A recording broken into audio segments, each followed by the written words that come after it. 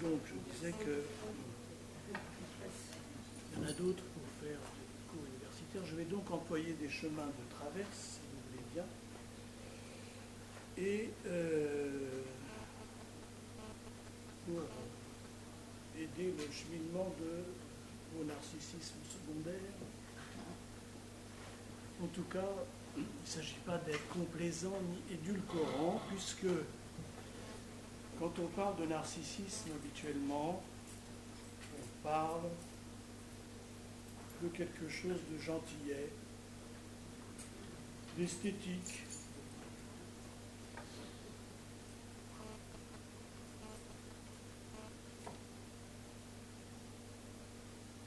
Ça apparaît actuellement plus sympathique. C'est désinvolte, c'est détaché, on l'apprécie. Mais on n'en parle pas selon le mode qu'il est plus souvent qu'à son tour de redoutable et de meurtrier, et massivement armé de pulsions de mort. Alors, il y a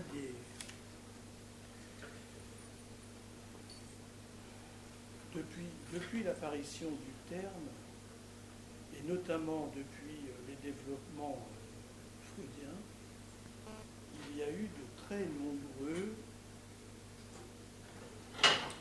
développements, et on ne s'y retrouve plus du tout.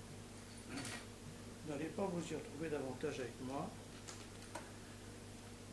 En tout cas, généralement, comme le fait Gildas Sapsefox ou Green, un tas d'autres, on parle plutôt de deux narcissismes. Il y a le narcissisme qui est du côté de la pulsion de vie, celui qui est de la pulsion de mort. Et bon, en réalité, le narcissisme se déploie à l'infini, on ne sait plus ce que c'est, il me semble. Et en fait, le nombre de personnes qui en ont parlé sont considérables. Pour citer quelqu'un aussi qui n'en parlait pas de manière édulcorée et qui est passé en seconde division, qui a été déchétisée un petit peu avant Lacan, c'est-à-dire Françoise Dolto. Elle a été dévorée puis mise en seconde division. Et les gazettes féminines, elle n'est pas encore sortie du purgatoire. Allez voir un petit peu dans sa sexualité féminine le dernier chapitre 5 sur la sexualité, sur le narcissisme féminin, ça déménage.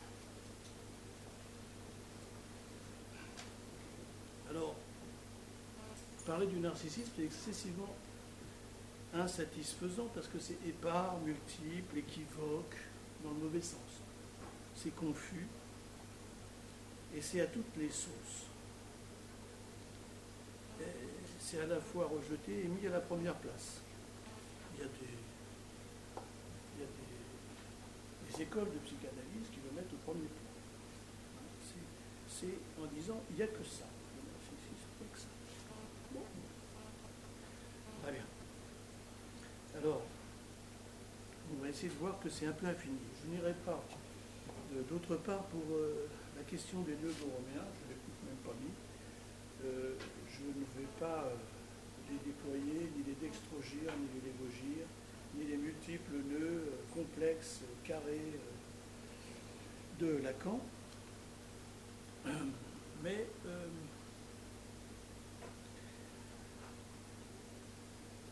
mettre l'accent sur quelques points comme le trauma. Le trauma, encore une fois, le trauma qui est considéré comme la fracture du narcissisme primaire, quand même. Et bon, quelques autres points. D'abord, je voudrais dire que le narcissisme concerne d'abord la question du regard, n'est-ce pas ? Le regard porté sur soi-même, sa forme, sa structure, le regard par soi-même et par les autres. Ça passe donc d'abord, dit-on, par l'image et toutes ses vertus et désastres imaginaires.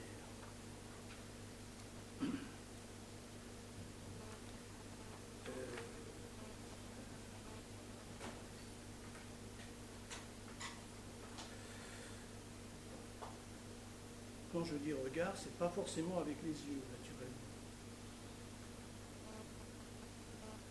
Ce n'est pas le regard, ça peut être sans les yeux, mais ça peut être le regard par lequel on s'engloutit jusqu'à en mourir ou en faire mourir les autres. Et par définition, ce n'est pas facile à dire ce que c'est qu'un regard. C'est pas moi qui parle, c'est Lacan. Dans un autre à l'autre. Ce n'est pas facile à dire ce que c'est qu'un regard. C'est même une question, dit-il, qui peut très bien soutenir une existence et la ravager. Je poursuis un petit peu son petit élément. En mars 69, Lacan dit qu'il a pu voir comme ça une jeune femme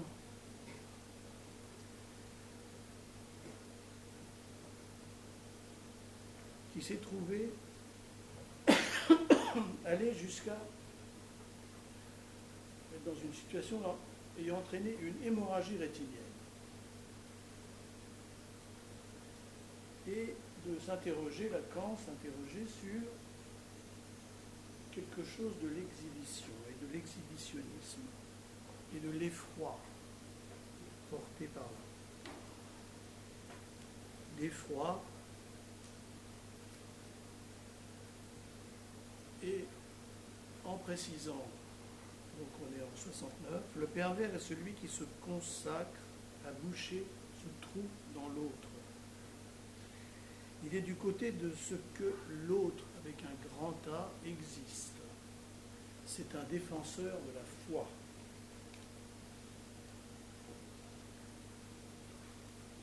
Et il reprend que chez l'exhibitionniste, la jouissance dont il s'agit, il ne jouit pas, mais il jouit quand même, mais la jouissance dont il s'agit, c'est celle de l'autre. Et lui aussi, c'est un défenseur de la foi. Il y a quelques développements là-dessus, sur la religion, il revient régulièrement là-dessus, les croisades, donc ça existait. Les croisades, c'était aussi pour la vie d'un Dieu mort. Donc il ne s'agit pas, il s'agit du regard porté sur soi-même, mais il y a un temps, il y a des situations dans lesquelles ce n'est plus le regard dupe et mal assuré du sujet, mais le regard du grand autre.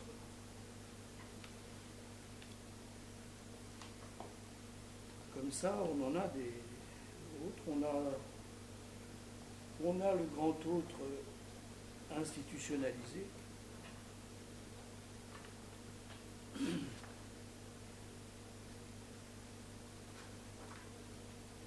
qui donne reconnaissance, qui donne autorisation, diplôme, statut.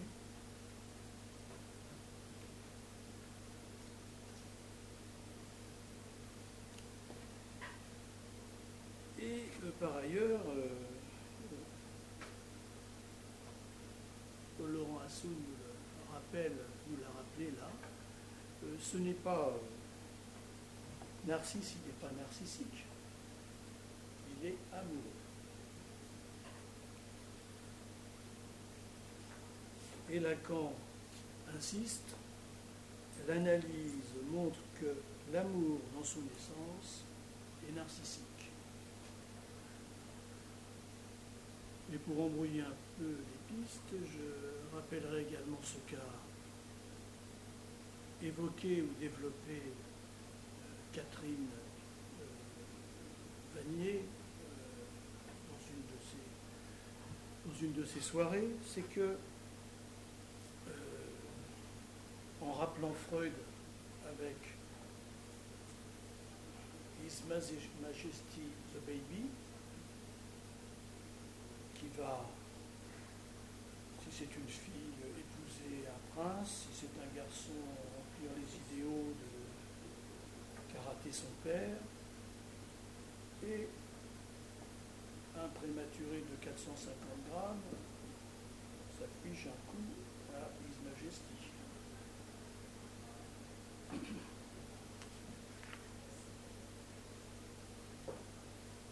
Alors, je vous embrouille encore un peu, mais c'est toujours la même histoire. Freud, lui aussi, appelait la psychose la névrose narcissique.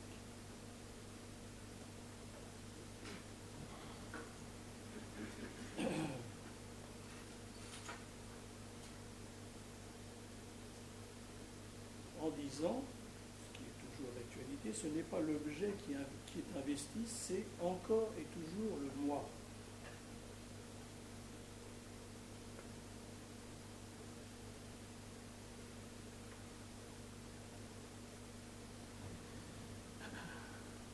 Le moi pris comme objet d'amour.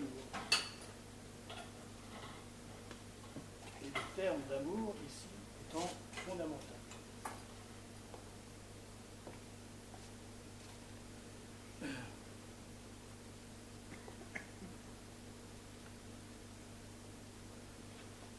Dans une identification, encore une fois, à l'image. Alors, on peut se demander, est-ce que c'est Narcisse qui regarde l'image? C'est l'image qu'il regarde.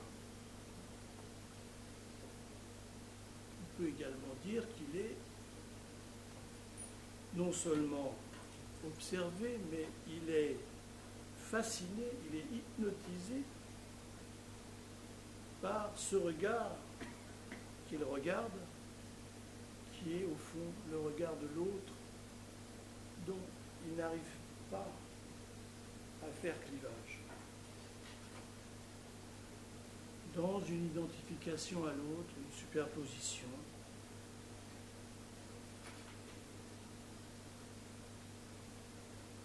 c'est là qu'on peut dire que l'objet est toxique, fondamentalement.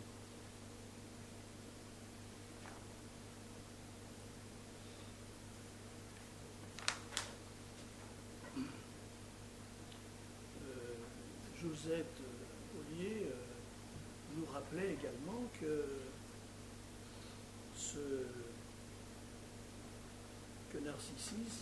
Narcisse se regarde, mais il s'écoute.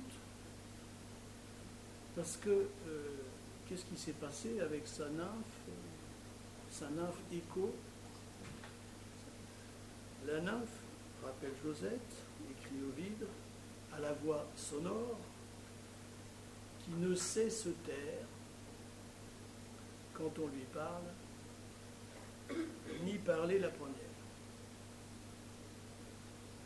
C'est-à-dire que Narcisse, dans cette affaire,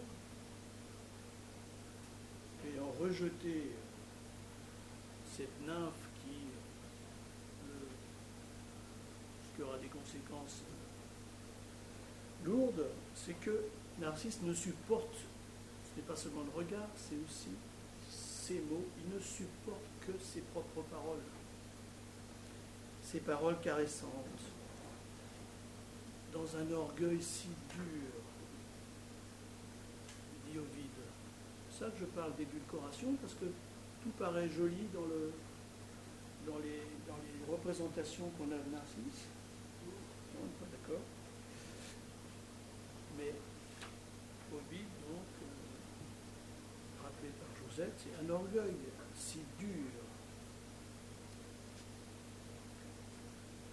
Alors,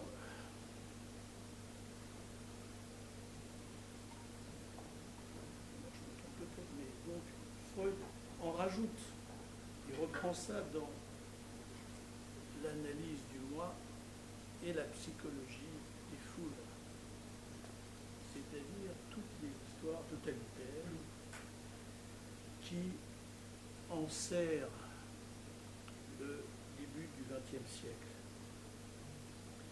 Et, dit-il, même la relation hypnotique est une formation en foule à deux, ce qui donne un être surpuissant, de là la qualification de surhomme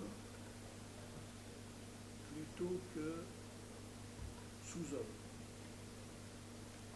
En tout cas, dans une croyance, dans un idéal du moi, et une surestimation dans l'absence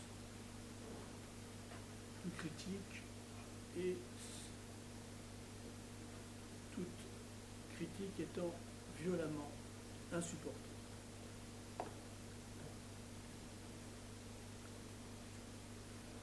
Donc nous sommes là dans l'aveuglement, en effet, l'aliénation et le leurre, dans une identification primordiale, primaire, si on veut, dans tous les sens du terme.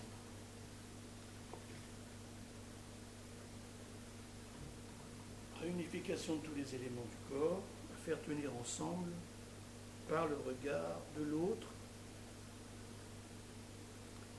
dans une espèce de fixation à ce qui serait supposé être le stade immobile de la phase du miroir, la phase du miroir fixée. C'est là que naturellement nous pouvons parler de manie, dans lequel dit Freud, moi et idéal du moi ont conflué. Ainsi, triomphe et ravissement de soi-même, disparition des inhibitions, des égards pour autrui et des autoreproches.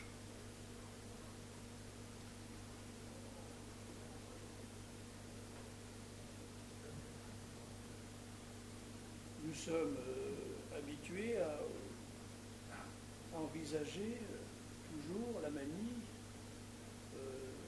avec la mélancolie, bizarrement. En effet, il y a quelque chose là, d'un lien absolu, mais qui n'est pas toujours le renversement de l'un dans l'autre. Et donc, dit toujours Freud dans Deuil et mélancolie, la mélancolie, un immense appauvrissement du moi, un délire de petitesse.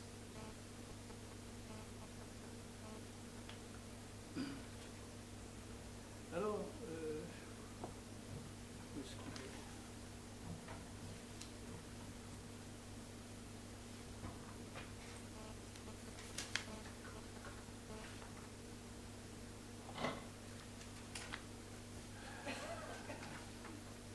c'est pourquoi je vous ai... Qu'est-ce qui dit ça?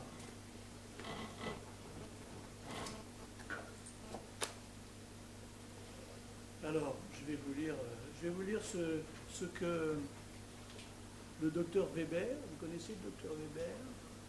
Il a écrit un certificat lors de la sortie du président Schreiber, qui a passé 7 années dans une clinique fort luxueuse. Et le docteur Weber a demandé souvent à Schreiber, pourquoi ne chiez-vous donc pas?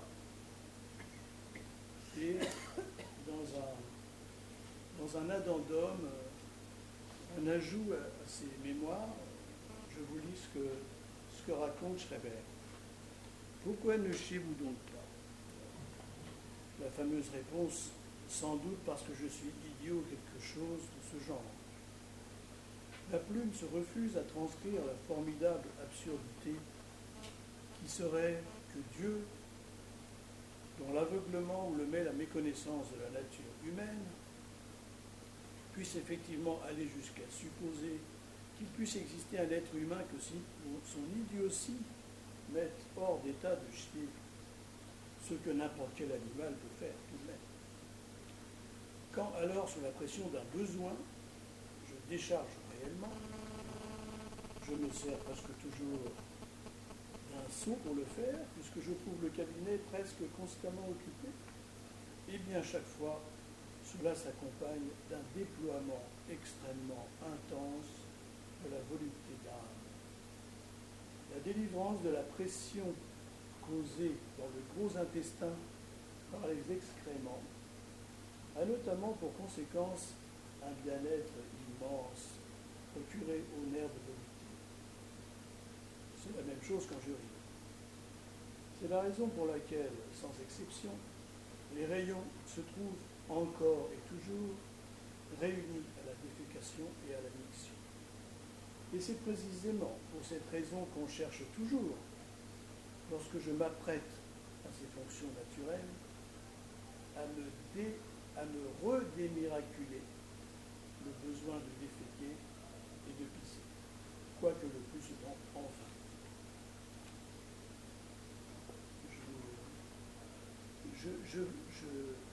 Freud a beaucoup insisté sur les relations très intenses de l'hypocondrie dans ces questions-là. Donc ça, on n'en parle pas non plus trop, mais vous voyez que, en tout cas, les mémoires de Schreber montrent bien l'extrême, l'insensée permanence hypocondriaque, le regard porté sur chacun de ces mots et chacun de l'attention minutieuse sur chaque minuscule partie de son corps. De ces mots AUX ou mots TS. Alors,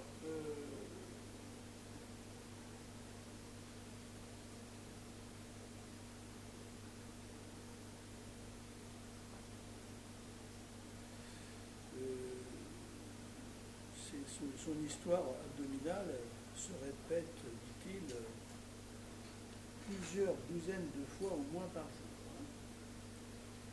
Et il va un peu plus loin.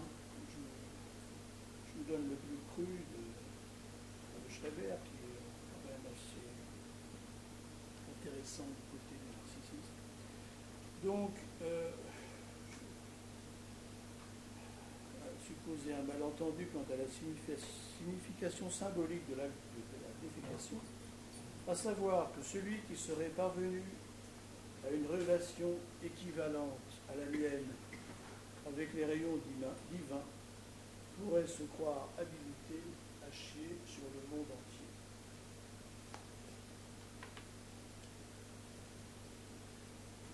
D'un autre côté, aussi très classiquement, c'est toujours Schreber qui parle, enfin qui écrit,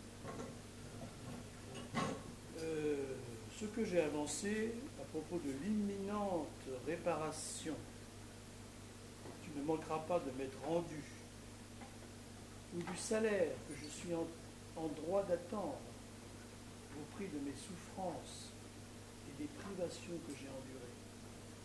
J'avais là la revendication de la chute et la dette qui doit être portée, mais extrêmement intéressant pour nous. En revanche, dit-il, je bénéficie journellement de certains moments, revenant assez souvent, ou si je puis dire, je nage dans la volupté. À savoir qu'un indescriptible bien-être, comparable à la sensation de volupté chez la femme, inonde mon corps tout entier. Ce qui est exigé, c'est que je me regarde moi-même comme homme et femme en une seule personne, consommant le coït avec moi-même. Dieu le veut. Dieu exige un état constant de jouissance. C'est alors mon devoir de lui offrir cette jouissance, pour autant qu'elle puisse être du domaine du possible, dans les conditions actuelles. Bon.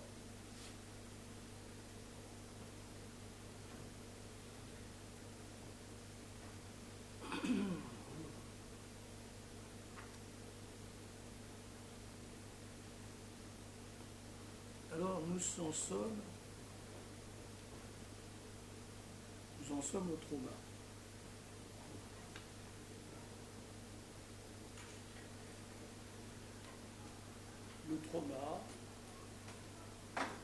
vient fracasser le narcissisme primaire. Par quel mécanisme? Eh bien, ou bien il y a surdétermination par le signifiant maître, ou bien par interposition de réel intangible. Mais ce qui est étrange là-dedans, c'est que autant qu'il soit fracassé, ce qui est fracassé c'est l'imaginaire, mais bizarrement, autant qu'il soit fracassé, autant qu'il y ait des lésions dans ce qu'on appelle le cognitif, le registre de la parole, de la pensée, les opérations, on dit mentales, les mots, les idées, ou bien dans la partie supposée être le corps non pensant, altéré, lésé, lésionné. Tout cela n'indique pas que le narcissisme primaire est abdiqué. Nous avons en effet une chute vertigineuse. Une chute vertigineuse, mais par rapport à quoi? Par rapport à l'image, à l'idée, à la présence insistante du narcissisme primaire qui est toujours là, installé. C'est en ça que Lacan indique la bipartition de l'imaginaire dans deux directions dans les maladies somatiques, dans la psychose et dans l'autisme.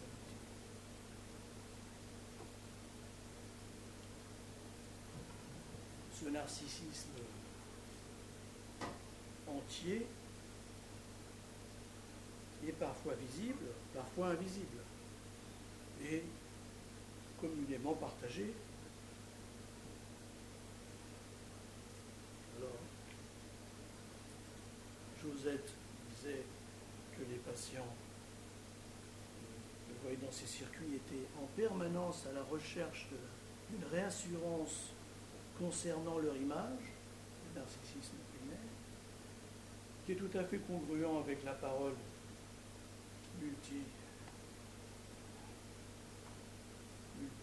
répétée dans les hôpitaux. Allez parler avec le psychologue, je ne suis pas fou docteur, ou bien la parole médicale, vous n'avez rien. Le trauma n'a pas existé. Vous n'avez rien.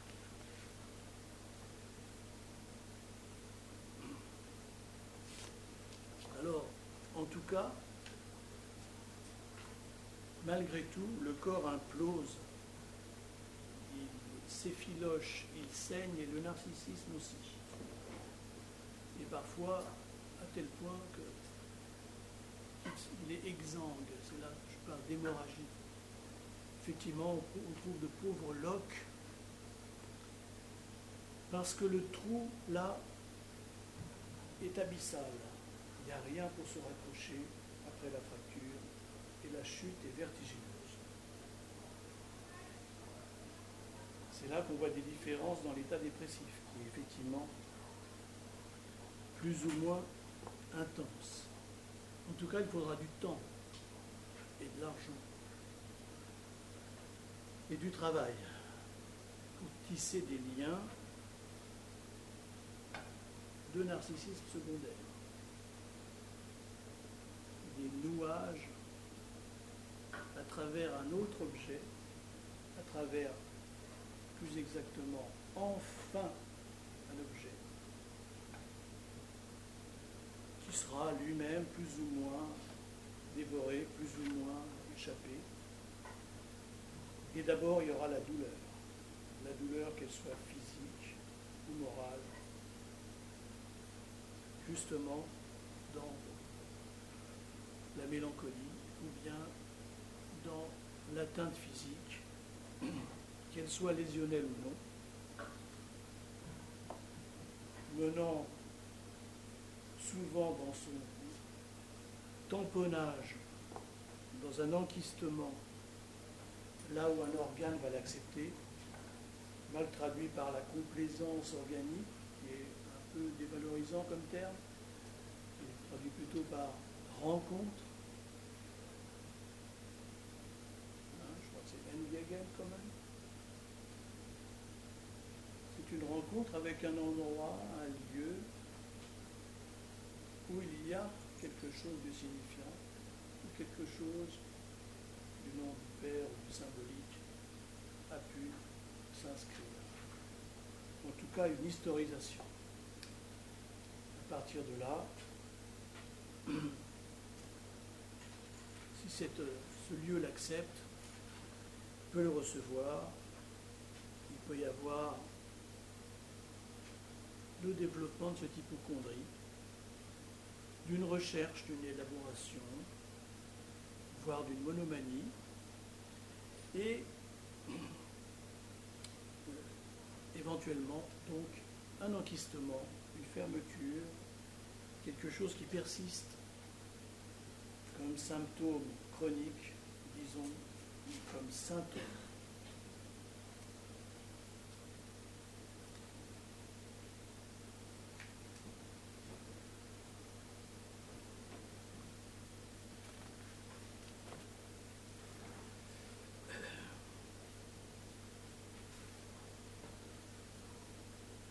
Alors,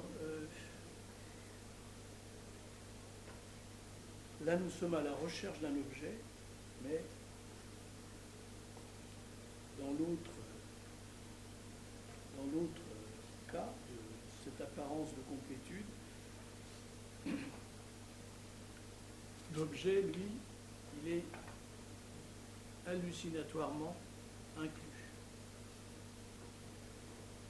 Donc il quitte sa définition, sa position d'objet, qui est l'objet A, qui est par définition inaccessible.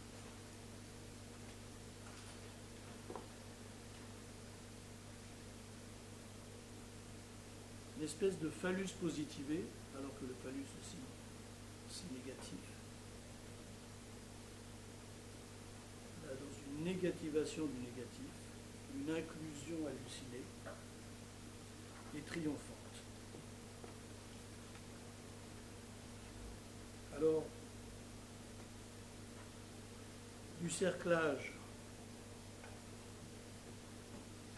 à l'évanouissement, quels sont les chemins que nous aimerions que ça suive.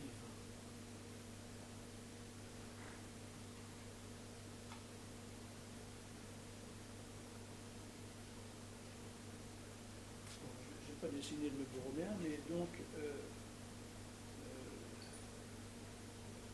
il s'agit là donc d'abord de la question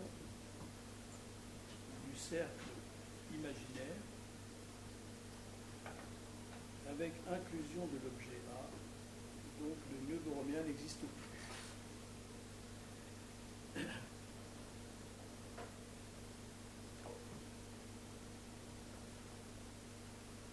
Dans un moi hallucinatoire et majuscule, plus que jubilatoire, euphorique, triomphant et fou,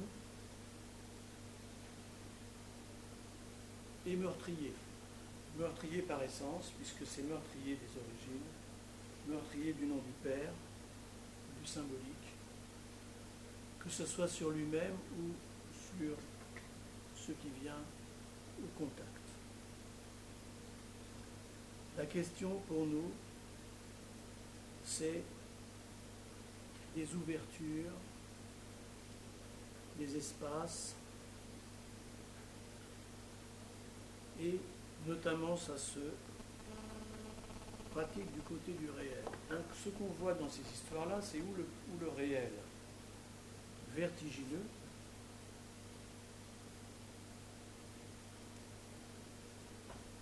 avec le symbolique déchu, sans fond, avec des bribes de symbolique qui viennent là faire quelques petits phénomènes élémentaires. Ce qui nous intéresse, nous, c'est un réel qui fasse trou espace, qui permette une construction justement de nœuds borroméens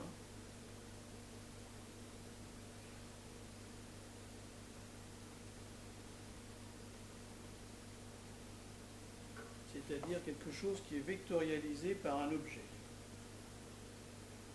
putain. Lacan dit que le nœud borroméen n'est pas un nœud, c'est une chaîne.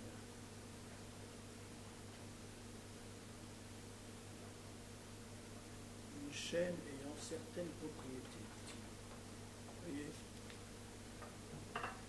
Le nœud borroméen, c'est un nœud trou.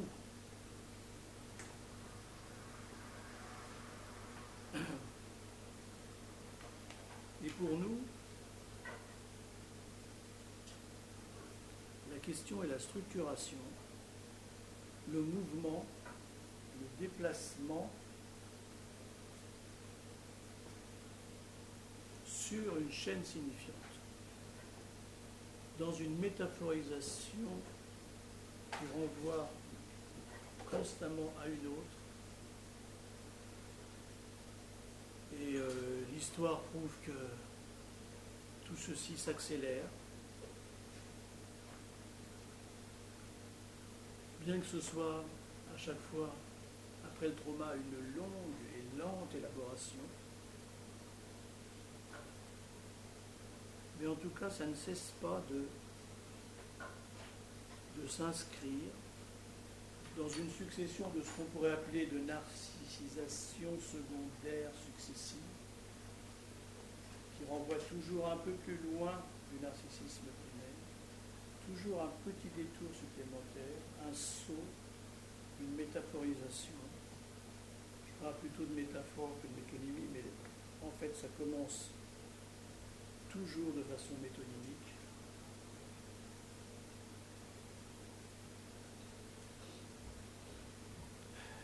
Et un objet peut se détacher progressivement et s'éloigner du moi brut, primaire, unaire, de béton, et disons-le, imbécile. Et chaque fois, dans ce mouvement, c'est ouverture, création, par l'existence du sujet. Dans des identifications imaginaires successives,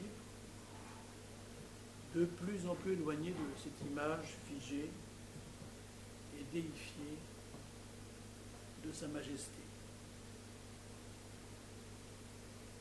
De plus en plus éloignée de la même façon de son avatar premier, qui est l'inceste cru et brut.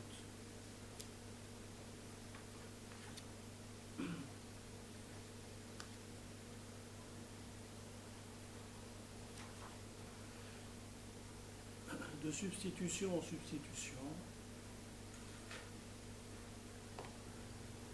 chaque nœud borroméen se constituant en élément de la structure peut regarder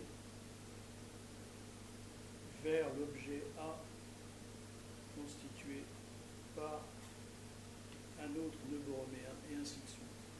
Dans une longue chaîne de substitution et de signifiant, nous avons là l'évolution manifeste de l'être humain, malgré ses avatars meurtriers permanents, à travers l'histoire, qu'elle soit récente ou ancienne, on s'aperçoit très nettement de son accélération et de sa construction. Voilà. Pauvre de vous.